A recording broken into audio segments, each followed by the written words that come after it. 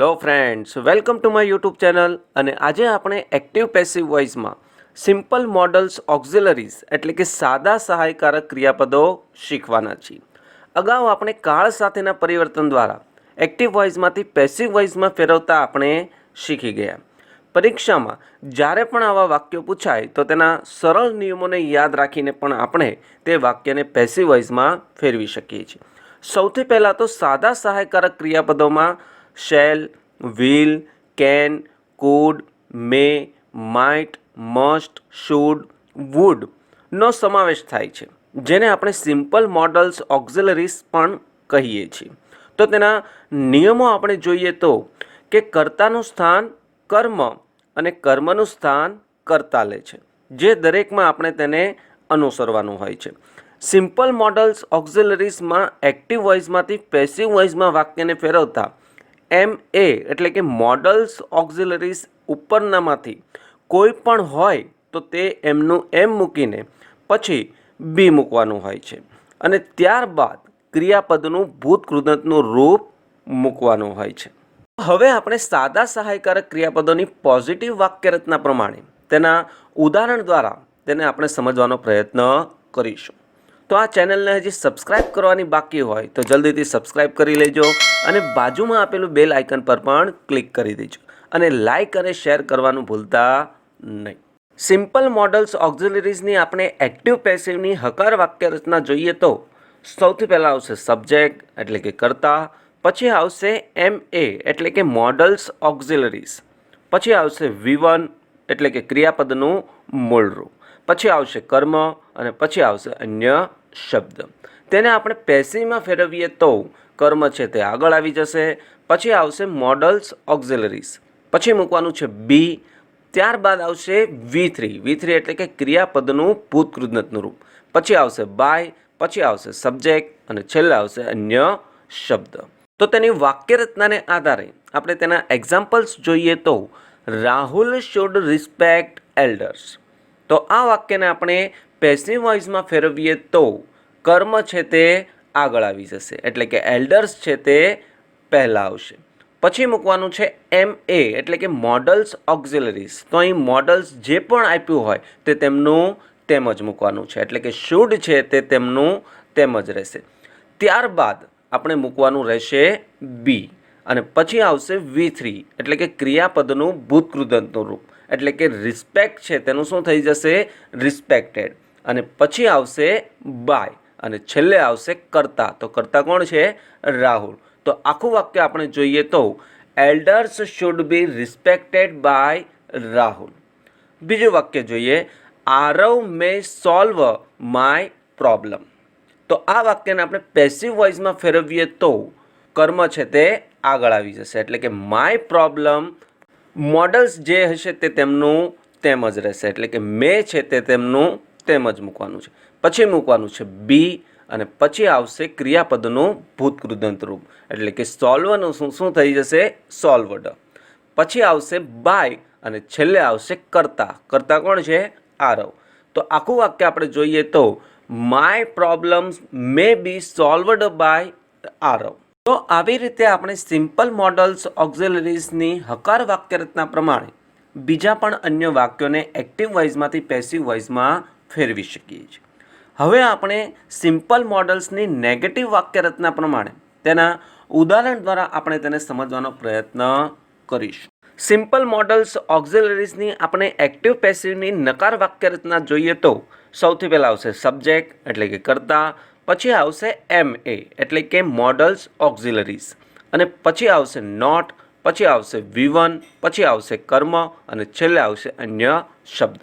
તેને આપણે પેસિવ વોઇસમાં ફેરવીએ તો કર્મ છે તે આગળ આવી જશે, પછી આવશે મોડલ્સ ઓક્ઝિલરીઝ, પછી મૂકવાનું છે નોટ, પછી આવશે બી, પછી આવશે ક્રિયાપદનું ભૂતકૃદંતનું રૂપ એટલે કે V3, પછી આવશે બાય, પછી આવશે સબ્જેક્ટ, અને છેલ્લે આવશે અન્ય શબ્દ. તો તેની વાક્યરચનાને આધારે તેના એક્ઝામ્પલ્સ જોઈએ તો we can not accept defeat. તો આ વાક્યને આપણે પેસિવ વોઇસમાં ફેરવીએ તો કર્મ છે તે આગળ આવી જશે, એટલે કે ડિફીટ છે તે આગળ આવશે. તો ડિફીટ પછી મૂકવાનું છે મોડલ્સ. તો મોડલ્સ જે હોય તે તેમનું તેમ જ મૂકવાનું છે, એટલે કેન નોટ છે તે તેમનું તેમ જ રહેશે. પછી મૂકવાનું છે બી અને ત્યારબાદ આવશે ક્રિયાપદનું ભૂતકૃદંત રૂપ, એટલે કે એક્સેપ્ટનું શું થઈ જશે? એક્સેપ્ટેડ.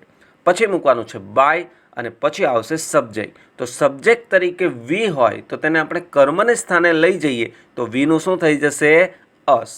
તો આખું વાક્ય બન્યું defeat can not be accepted by us. બીજું વાક્ય જોઈએ, you should not waste water and money. તો આ વાક્યને આપણે પેસિવ વોઇસમાં ફેરવીએ તો કર્મ છે તે આગળ મૂકવાનું છે, એટલે કે વોટર એન્ડ મની અને જે મોડલ્સ આપ્યું હોય તે તેમનું તેમ જ મૂકવાનું છે, એટલે કે શુડ નોટ છે તે તેમનું તેમ જ રહેશે. પછી મૂકવાનું છે બી અને પછી આવશે ક્રિયાપદનું ભૂતકૃદંત રૂપ, એટલે કે વેસ્ટનું શું થઈ ગયું?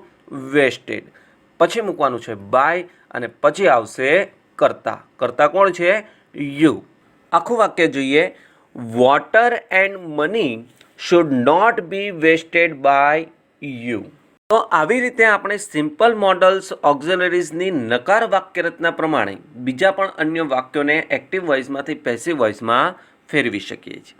હવે આપણે સિમ્પલ મોડલ્સની ઇન્ટરોગેટિવ વાક્ય રચના પ્રમાણે તેના ઉદાહરણ દ્વારા તેને આપણે સમજવાનો પ્રયત્ન કરીશું. સિમ્પલ મોડલ્સ ઓક્ઝિલરીઝની આપણે એક્ટિવ પેસિવની પ્રશ્નાર્થ વાક્ય રચના જોઈએ તો સૌથી પહેલાં આવશે એમ એ એટલે કે મોડલ્સ ઓક્ઝિલરીઝ. પછી આવશે સબ્જેક્ટ, પછી આવશે V1, પછી આવશે કર્મ, પછી આવશે અન્ય શબ્દ અને છેલ્લે આવશે પ્રશ્નાર્થની નિશાની. તેને આપણે પેસિવ વોઇસમાં ફેરવીએ તો મોડલ્સ ઓક્ઝિલરીઝ છે તે તેમનું તેમ જ રહેશે. પછી આવશે કર્મ, પછી આવશે બી, પછી મૂકવાનું છે V3 એટલે કે ક્રિયાપદનું ભૂતકૃદંત રૂપ, પછી આવશે બાય, પછી આવશે સબ્જેક્ટ, પછી આવશે અન્ય શબ્દ અને છેલ્લે આવશે પ્રશ્નાર્થની નિશાની. તેની વાક્યરચનાને આધારે તેના એક્ઝામ્પલ્સ જોઈએ તો મે આઈ ટેક યોર પેન. તો આ વાક્યને આપણે પેસિવ વોઇસમાં ફેરવીએ તો મે છે તે તેમનું તેમ જ રહેશે. પછી મૂકવાનું છે કર્મ. તો કર્મ કયું છે? Your pen. પછી મૂકવાનું છે બી અને પછી આવશે ક્રિયાપદનું ભૂતકૃદંતનું રૂપ. તો ક્રિયાપદ કયું છે? ટેક. તો ટેકનું શું થશે? ટેકન. પછી મૂકવાનું છે બાય અને પછી આવશે સબ્જેક્ટ. તો અહીં સબ્જેક્ટ તરીકે આઈ છે એટલા માટે તેને આપણે કર્મને સ્થાને લઈ જઈએ તો આઈનું શું થઈ ગયું? મી. તો આખું વાક્ય જોઈએ તો may your pen be taken by me. બીજું વાક્ય જોઈએ, will you read Harry Potter. તો આ વાક્યને આપણે પેસિવ વોઇસમાં ફેરવીએ તો વિલ છે તે તેમનું તેમ જ રહેશે અને પછી આવશે કર્મ. કર્મ કયું છે? Harry Potter. પછી મૂકવાનું છે બી અને પછી આવશે ક્રિયાપદનું ભૂતકૃદંતનું રૂપ. તો રીડનું શું થશે? રેડ. પછી મૂકવાનું છે બાય અને પછી આવશે સબ્જેક્ટ. તો સબ્જેક્ટ કોણ છે? યુ. આખું વાક્ય જોઈએ તો will Harry Potter be read by you.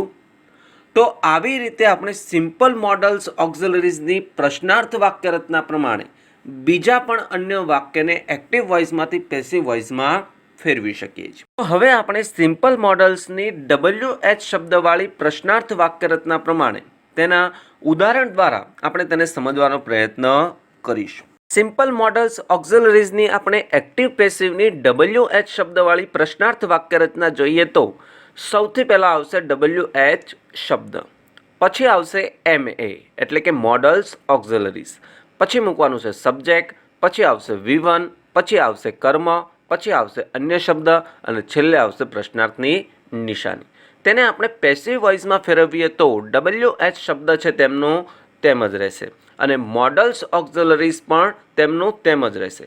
ત્યારબાદ આવશે કર્મ, પછી આવશે બી, પછી આવશે V3, પછી આવશે બાય, પછી આવશે સબ્જેક્ટ, પછી આવશે અન્ય શબ્દ અને છેલ્લે આવશે પ્રશ્નાર્થની નિશાની. તેની વાક્યરચના પ્રમાણે તેના એક્ઝામ્પલ્સ જોઈએ તો why should I return your book. તો આ વાક્યને આપણે પેસિવ વોઇસમાં ફેરવીએ તો વાય છે તે તેમનું તેમ જ રહેશે.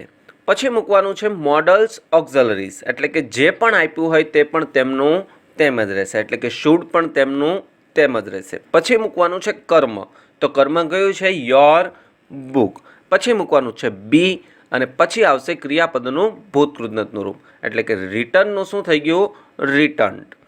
પછી મૂકવાનું છે બાય, પછી આવશે કર્તા. તો કર્તા તરીકે અહીં આઈ છે, તો આઈને આપણે કર્મને સ્થાને લઈ જઈએ તો આઈનું શું થઈ ગયું? મી. આખું વાક્ય જોઈએ.